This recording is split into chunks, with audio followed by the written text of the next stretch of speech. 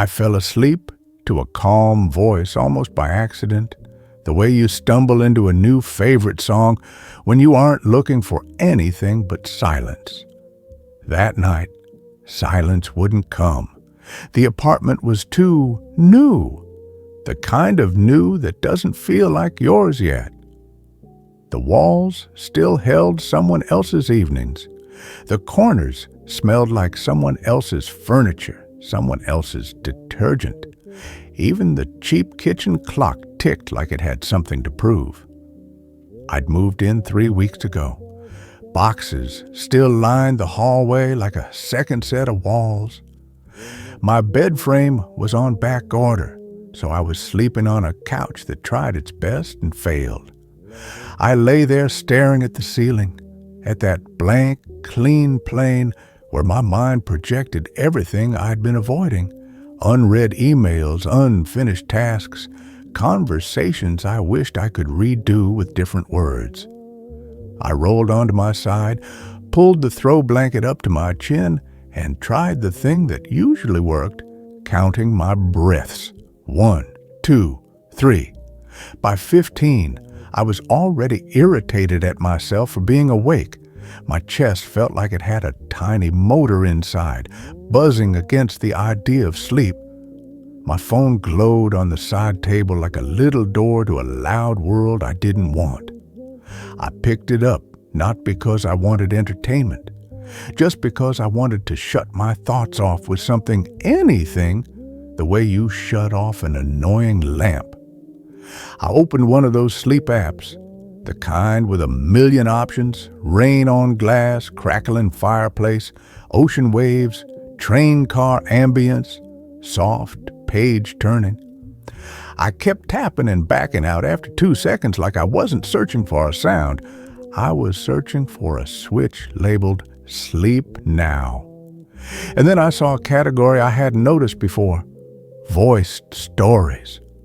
Most of them looked like podcasts with a bedtime filter. Titles like Gentle Forest, Night Train, Warm Cabin. I almost scrolled past, but the first one caught my eye. The Warm Hallway. For anyone who's tired of holding it together, it sounded a little cheesy, but I tapped it anyway. There was a soft rustle, like someone adjusting a microphone, a small inhale. And then the voice. Not a woman's voice, which I'd expected because most sleep voices are. A man's voice. Deep, steady, unhurried. The kind of voice that doesn't push. The kind that makes your nervous system unclench without asking permission. "If it's hard tonight," he said, "you don't have to be strong right now. Just for a moment, let yourself be held by the sound." Something in my shoulders loosened, like someone had unbuckled a strap I didn't realize I was wearing. He spoke slowly, with pauses long enough to fall into. He didn't perform, he didn't sell. He simply was. Like a person sitting in an armchair near your bed in a house you've known your whole life. "Imagine a hallway," he said. Warm, not bright. The kind of light that doesn't stab your eyes but rests against the walls like a soft blanket. You're walking barefoot, and the floor isn't cold. It gives off a little heat, like wood warmed by the sun. I closed my eyes. The hallway appeared instantly.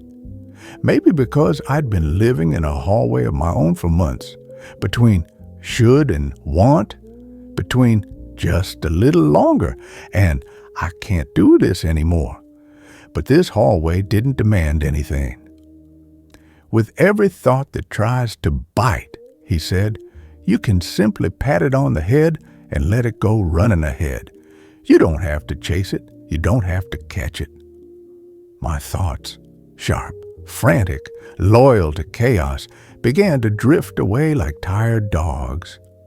He described doors along the hallway, a room that smelled like clean laundry, a room with a warm cup of tea waiting, a room where you could sit down and not solve anything at all, and somewhere in the middle of it, I realized I was yawning, not from boredom, but from that heavy, honest pull that means sleep is finally stepping closer. My phone lay on the pillow beside my head. The voice felt close, like someone speaking softly in the dark. "You can choose any door," he said, "but tonight you might like the one a little farther down. It's quiet in there. It helps you remember something you forget when you're busy surviving."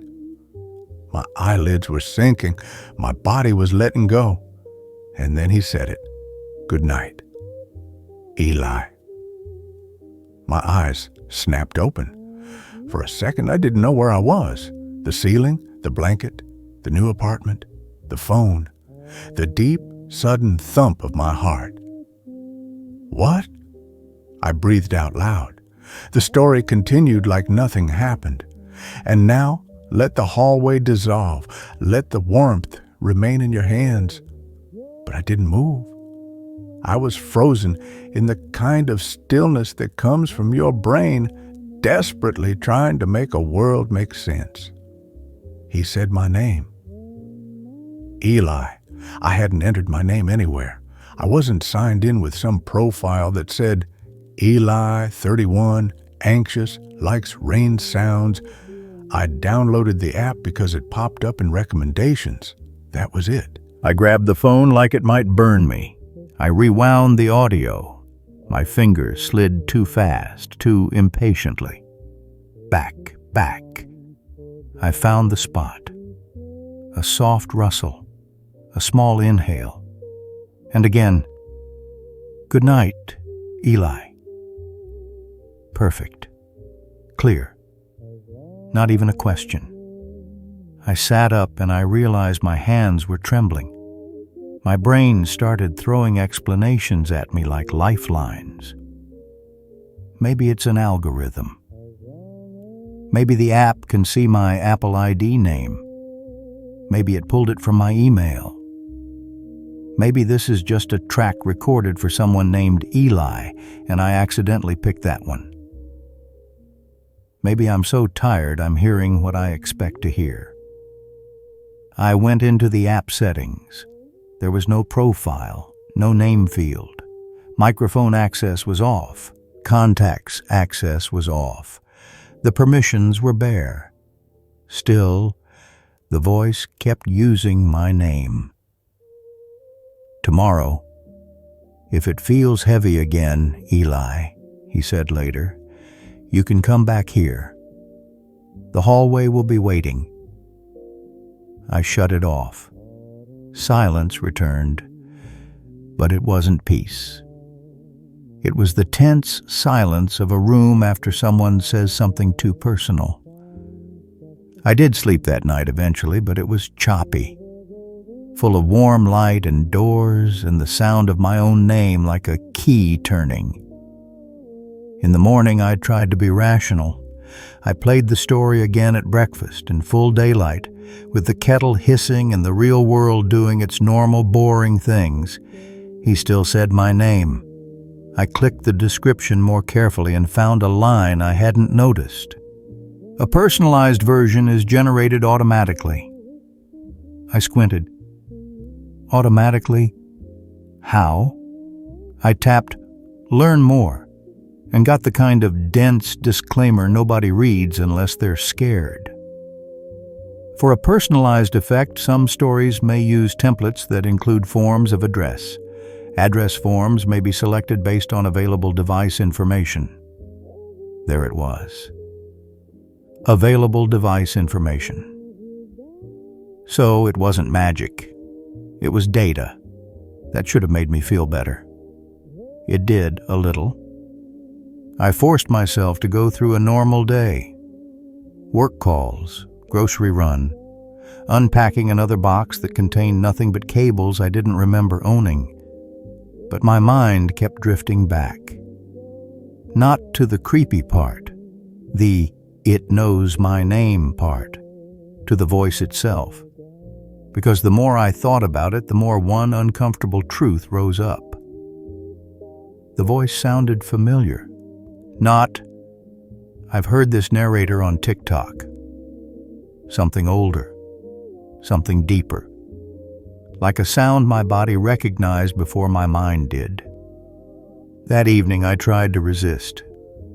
My finger hovered above the play button like it was a dare. But Insomnia negotiates better than any salesperson. I hit play.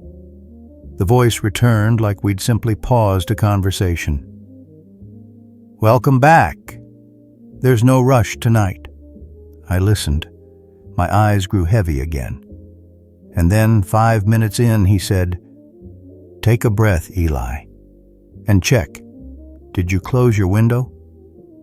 My eyes opened. My living room window was cracked. I'd opened it earlier to air out the place and forgotten. I got up and closed it, heart doing that irritating thing where it tries to sprint when your legs don't. When I sat back down, the voice went on smoothly. "Good. Now you don't have to worry about the draft." A cold ripple moved along my spine, even though the room was warm. "Okay," I told myself. That's a common prompt. Check the window is standard. It could have said, check the door, check the stove, check your alarm. Then he added, and sometimes the little light on a charger is more distracting than you think. If you want, just turn your phone face down. It'll feel calmer. My charger light, an annoying white dot, was blinking beside me. I flipped the phone over. And this is the part that scared me the most to admit. It worked. My body softened. My thoughts finally stopped clawing at the ceiling. I fell asleep. I woke up in the middle of the night. Not from a nightmare, not from a sound. Just that sudden, unprompted awareness, like someone had tapped the inside of my skull. The phone was still playing, face down against the pillow, the voice muffled and intimate. I listened. "Eli." He said my name differently, not as part of the script, not as, "Good night, Eli," just Eli, like someone standing in a dark hallway calling softly into a room. I flipped the phone over. The story was still running. The timer said 20-something minutes. "If you woke up, that's okay," he said. "Sometimes your body checks to see if you're still here. Just notice, yes, I'm here. And let yourself go again." And then, almost under his breath, "Eli." I stared at the screen, and I hated myself for the thought that followed. I wanted to answer. I didn't. I couldn't be that person. Except my mouth moved anyway, and I whispered, "I'm here." There was a beat of silence, a pause that felt too perfect. Then the voice said, "Good. Then just keep listening." My stomach dropped. I sat up, every muscle suddenly awake. My brain tried to rescue me again, faster this time, more desperate. "It's a coincidence." That line was coming anyway. You said it and your mind connected the dots. It's scripted. It's always been scripted. I forced myself to listen to the rest of the story like it was normal, like it was just clever sleep content. But the entire time, I felt like I was sitting across from someone who knew the exact way to make me feel safe. And that knowledge was somehow the most unsettling thing of all. The next day, I told my friend Marcus, the one who always had an answer for anything tech-related. "This is going to sound insane," I said. "Perfect," he replied. "I'm in the mood for insane." I told him everything. The name, the window, the charger light, the middle of the night moment. Marcus listened, then said, "Personalization. That's all. They pull your name from your account. The window thing is a classic prompt. The charger thing too. It's designed to feel like care. That's literally what it's selling. Then why does it sound familiar? Like a celebrity? No. Like childhood. He paused. Send me the title and the narrator. I'll look it up. I opened the app. Under the story title, in small text, it said, Narration, A. Vetter. A. Vetter, I read. Never heard of him, Marcus said. Could be a pseudonym, or not even a person. A lot of these are synthetic voices now. Synthetic. The word hit like a slap, which made no sense. Why should I care? But I did, because a synthetic voice would mean this comfort was just a trick, an imitation of something real, and part of me didn't want it to be a trick. Later that evening, I clicked into the narrator's profile. No photo, no bio, just a list of stories with similar titles. Warm, quiet, safe. All under the same name. I played a different one to test it. Same voice, same slow cadence. And again, my name slipped into the spaces like it belonged there. I shut the app with a sudden, angry swipe. It felt like being lied to, like someone had taken my loneliness, wrapped it in velvet, and sold it back to me as a service. I went to the kitchen for water. I stood by the sink, staring at the dark window, trying to calm down. And then it happened. From the living room, very quietly, I heard the voice. Not loud, not obvious. A murmur, like someone speaking into fabric. I froze. I'd closed the app. I'd shut the story off. I walked back into the living room. My phone was face down on the couch cushion, screen dark, no audio playing. But the voice, soft, steady, was there. You don't have to do everything alone. I picked up the phone and turned the volume up. Nothing changed. I turned it down. Nothing changed. The voice didn't behave like sound coming from a speaker.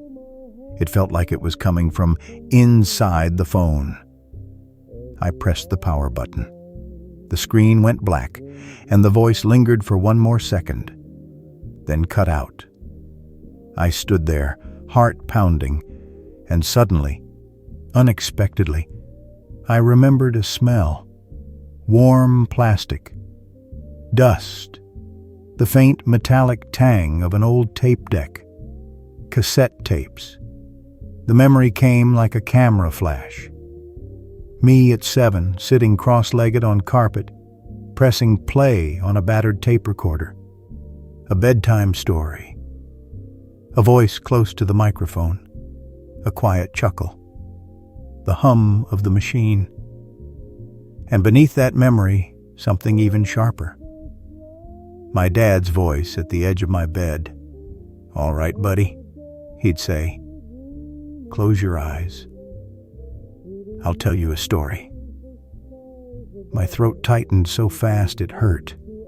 My dad had died 3 years ago, and I was standing in a too-new apartment, holding a phone like a fragile thing, listening to a voice that my body recognized in a way my mind refused to allow.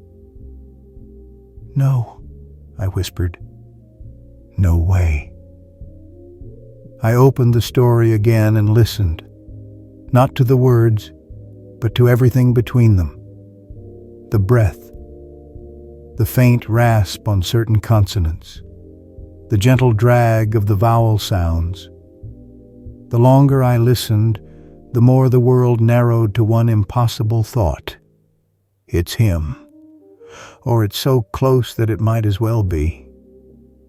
But my dad wasn't a narrator. He was an engineer. He didn't record meditations. He didn't publish soothing content. And yet, I remembered something I hadn't thought about in decades. A cheap little microphone he'd brought home once, saying it was getting tossed at work and might be fun. We'd recorded silly interviews, my voice, the cat's meows, and sometimes my dad speaking into the mic for the joke of it. I felt cold. I went to the closet where I'd shoved my last unopened boxes. I pulled out one, then another, pushing aside books and cords and random kitchen stuff. In the third box, I found a hard plastic case, a faded label on top, handwritten, tapes. I didn't remember packing it. I didn't remember owning it, which meant my mom must have slipped it in when I'd taken a few things after the funeral. I opened the case. Inside were cassette tapes, each one labeled in my dad's handwriting. Eli, 7 years old, stories. Eli, first day of school, letter to the future, if someday. My hands shook as I pulled out the tape labeled, if someday. A note was stuck to it. Digitized. And a date from 2 years ago. 2 years ago, after he was gone. I didn't have a tape player, but the word digitized hit me like a clue, a breadcrumb.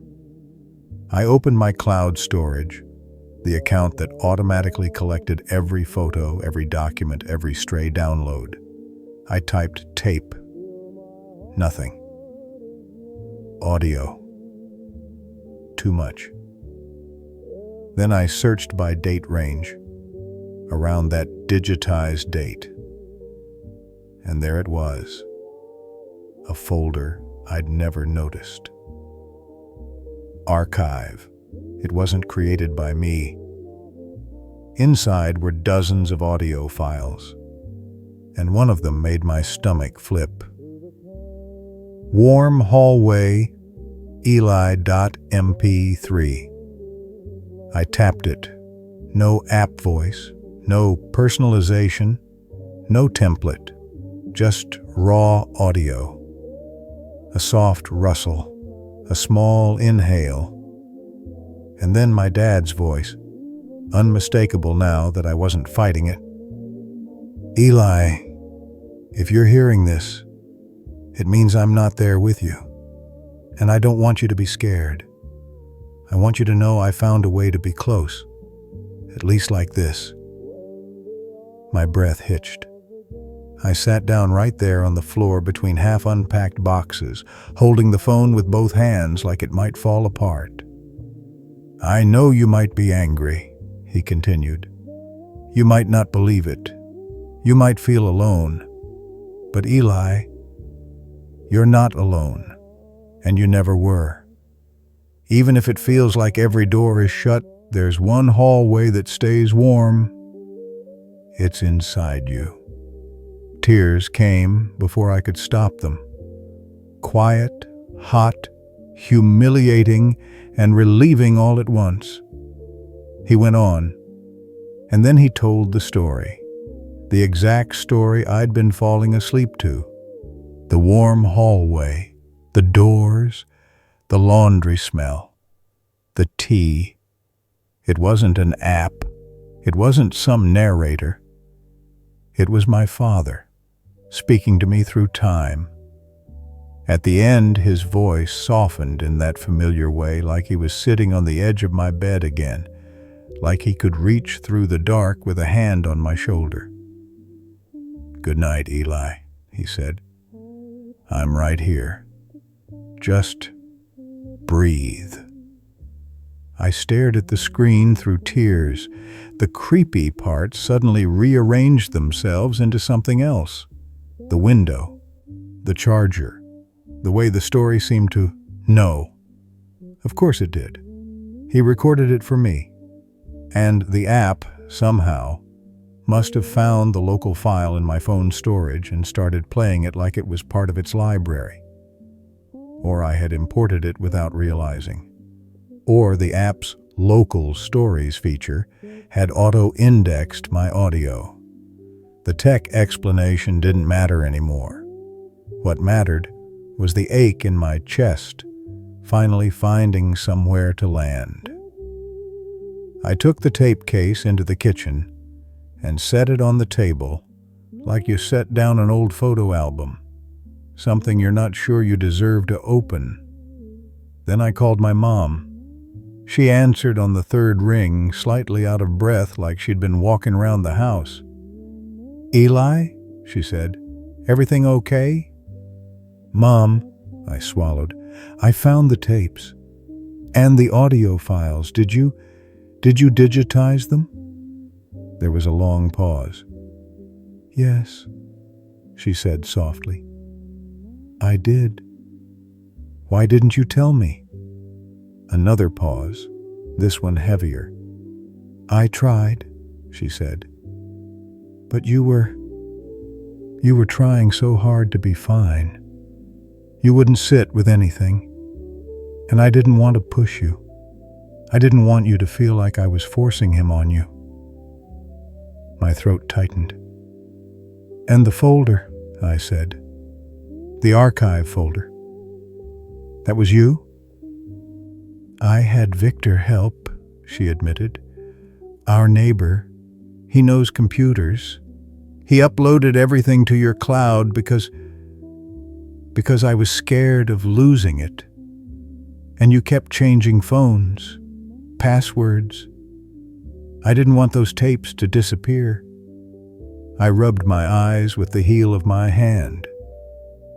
"And the app," I said, still half embarrassed by how surreal it sounded. "I've been falling asleep to it, and it said my name." "Because he recorded it for you," my mom said, as if that was the simplest thing in the world. "He always said your name like that." I laughed once, broken and small. "He did." She inhaled, and when she spoke again, her voice trembled. "He recorded those late at night," she said, "on the kitchen table. He whispered into the mic so he wouldn't wake you. Sometimes the kettle would click on in the background, and he'd leave it in because he said it sounded real." I closed my eyes. "He told me," she added. "He said, if our kid ever feels completely alone, I want him to have my voice." I told him not to be dramatic. And he said, "This matters." We talked for a while about the recordings, about how he'd planned them like little lifeboats, about how grief makes you put things in boxes you swear you'll open later. When I hung up, the apartment felt different. Not less empty, exactly. Just less unfamiliar. That night I didn't use the app. I played the file directly. Turned the volume down until it was almost a whisper. Placed the phone on the side table. Let the voice be a dim light instead of a spotlight. The story began. "If it's hard tonight, you don't have to be strong." This time, when he said my name, I didn't jolt. "Good night, Eli." And for the first time in months, I felt something I'd been starving for without realizing it. Permission. Permission to fall apart. Permission to be tired. Permission to be 7 years old in a grown man's body for a minute, letting someone else hold the edges of the night. I whispered back, so quietly it barely existed, "Good night." The warmth in my chest wasn't the kind that fixes things. It was the kind that makes surviving feel a little less lonely. As sleep finally came, gentle, unforced, I pictured the hallway again. Warm, not bright. Doors that didn't demand anything from me. And somewhere in that soft light, a voice that could say my name like a promise, I remember you. I'm here. Just breathe.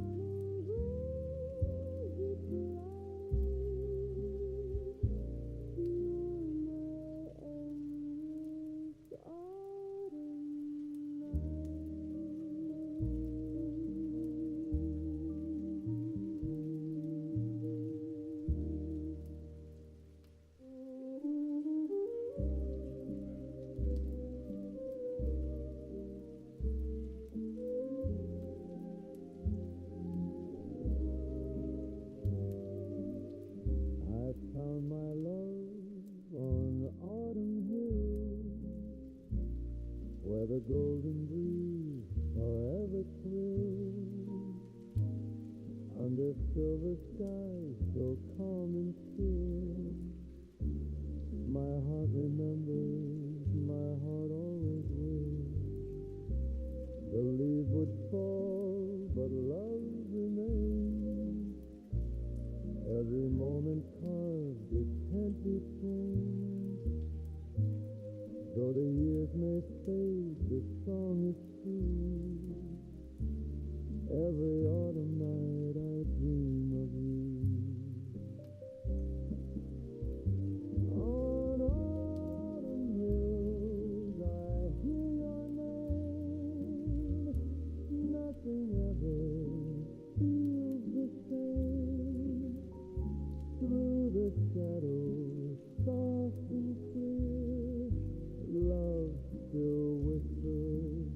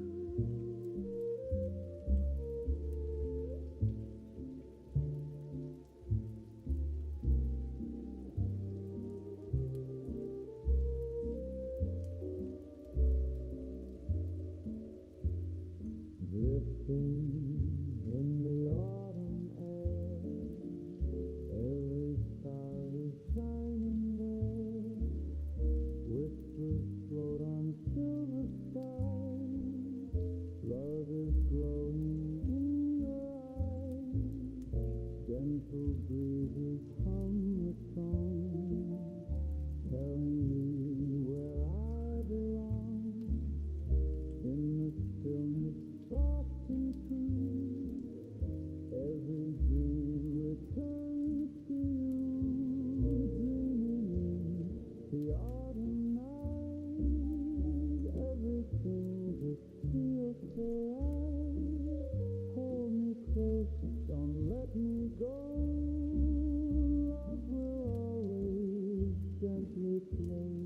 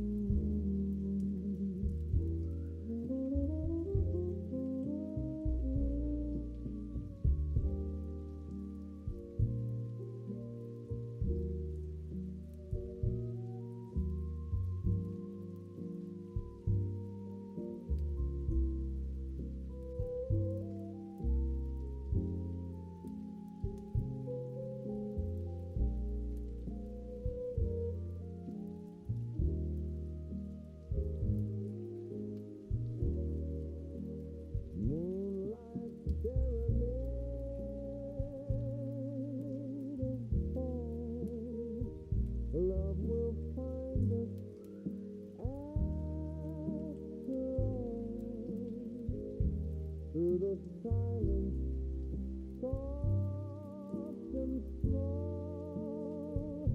Hear my heart, it tells it all.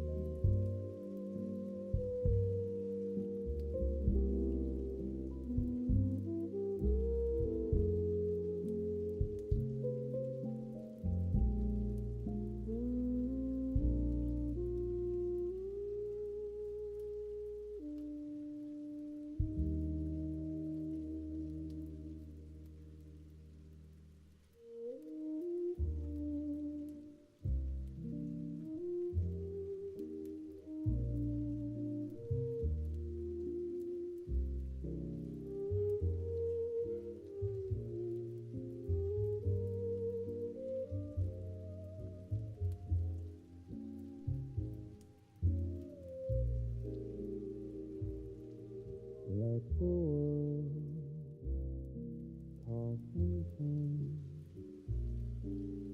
Let the midnight lanterns burn.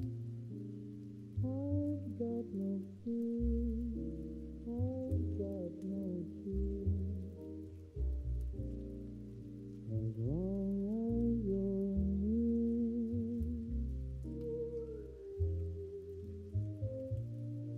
Let the wind make the night.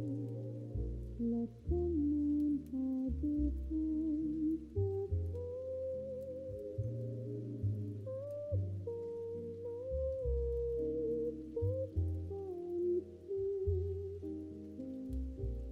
as long as you're near.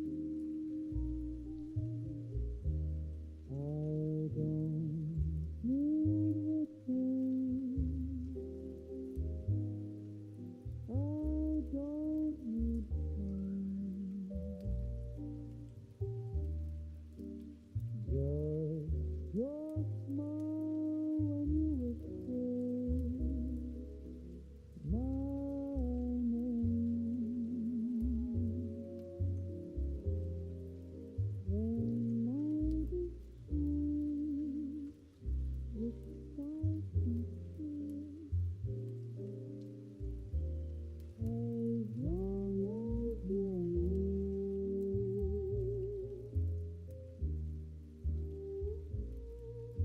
If the stars all fade away, if the songs forget to play, I'll still have love into your as long as you're near. I'll get by you as long as you're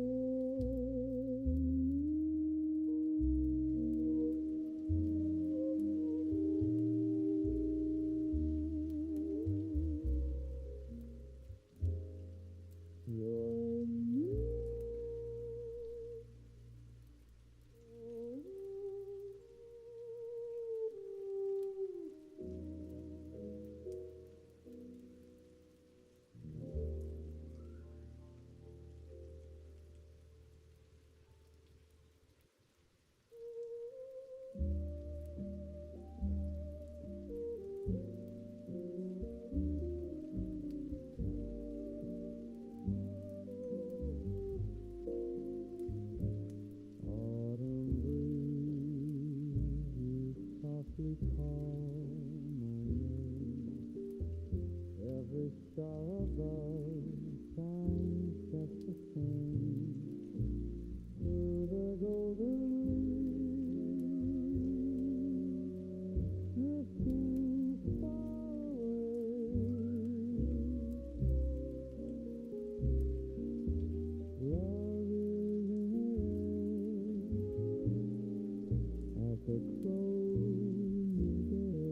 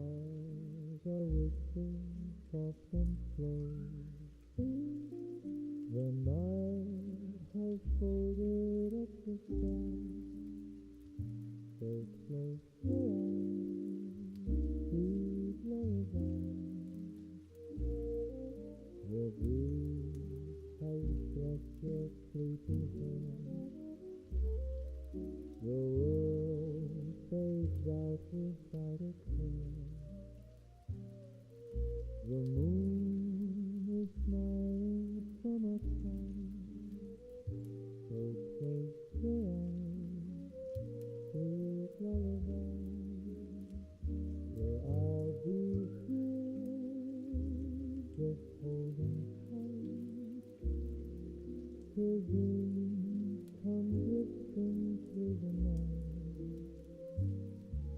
No need to speak, no need to cry. Just close your eyes.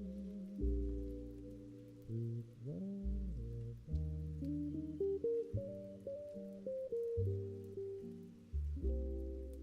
I've sung this song 100 ways, but none as soft as summer haze. And now I sing it just for you, to send you off with skies of blue. I understand till you're asleep, and guard the dreams you softly keep, till morning paints the waiting sky. Close your eyes, sweet lullaby.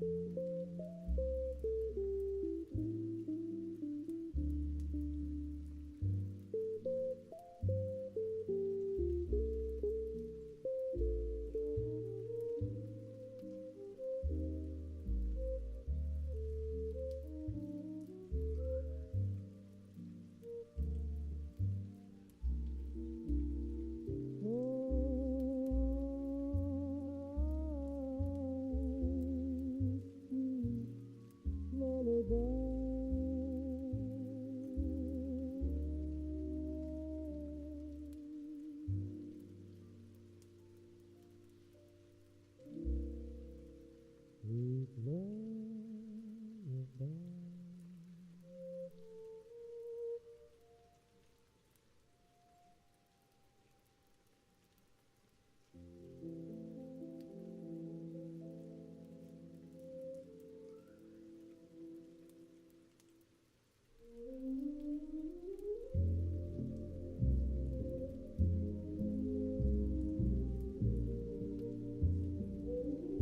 Golden leaves begin to fall,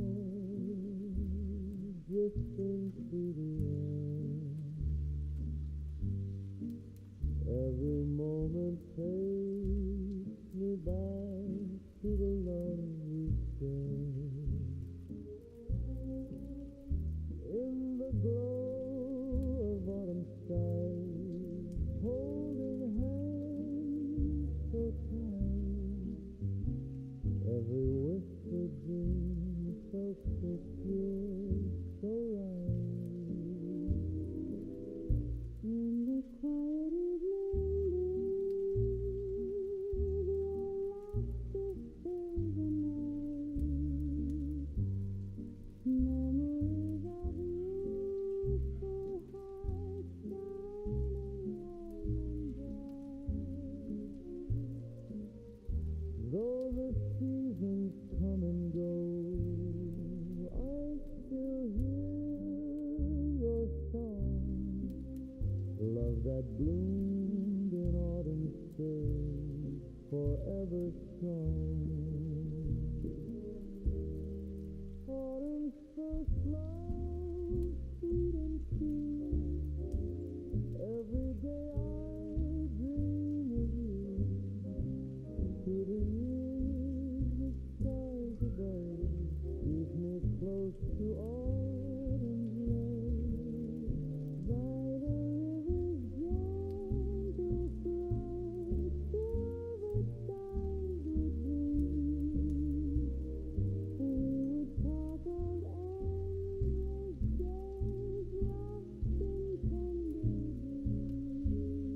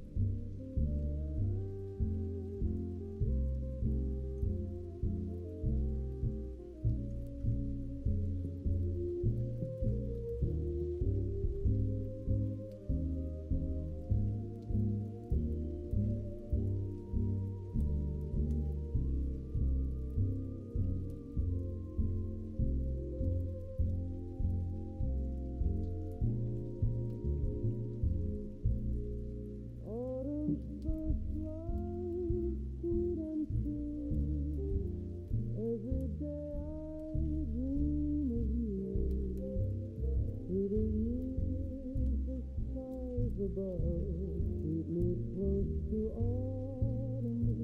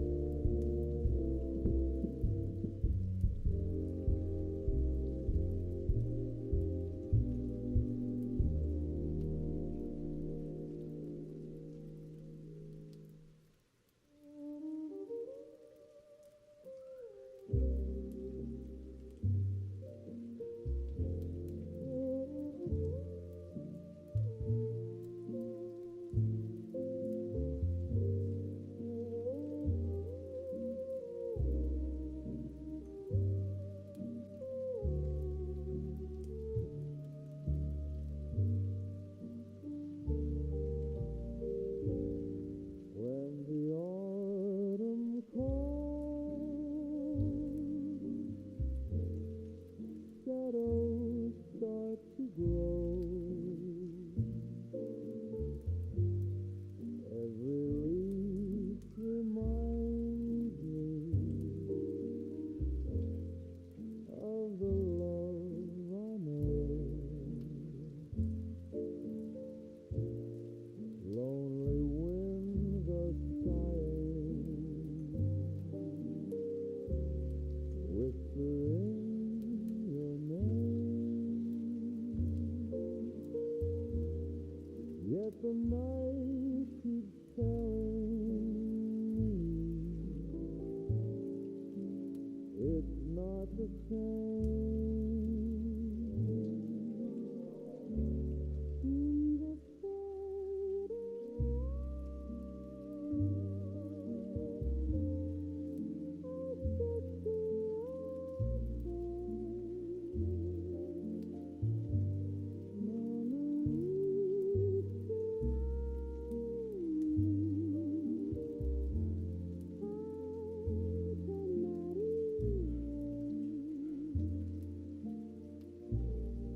though the world keeps turning, love has lost its way.